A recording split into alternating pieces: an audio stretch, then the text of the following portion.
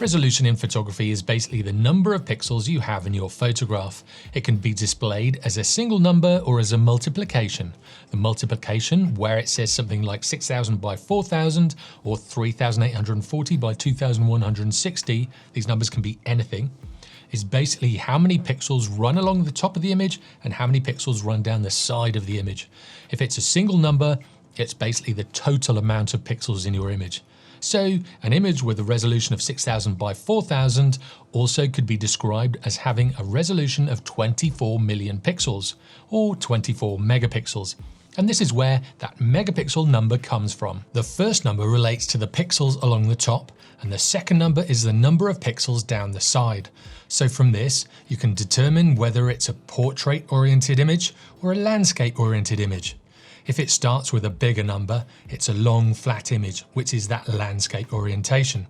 If it ends with a bigger number, it's the vertical image, which is that portrait orientation. Now, when you're exporting a photo, or if someone is asking for a certain size of image, this is where resolution can get confusing.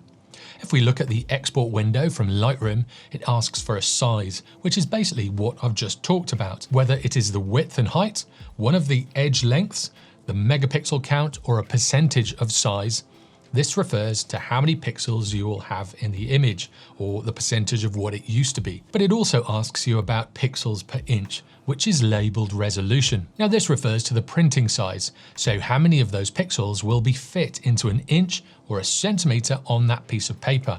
If you're printing your photo, the PPI number is important, and I've done a video on printing already, so click on the link at the end of the video or in the description. However, if it's for web use only, it doesn't matter if you set PPI to 72 or 300 or whatever. Whenever showing the image on a screen, websites and computers will look at the number of pixels in the image and disregard the PPI number. The only way an image will look bigger or smaller is if the pixel density of the actual screen is different.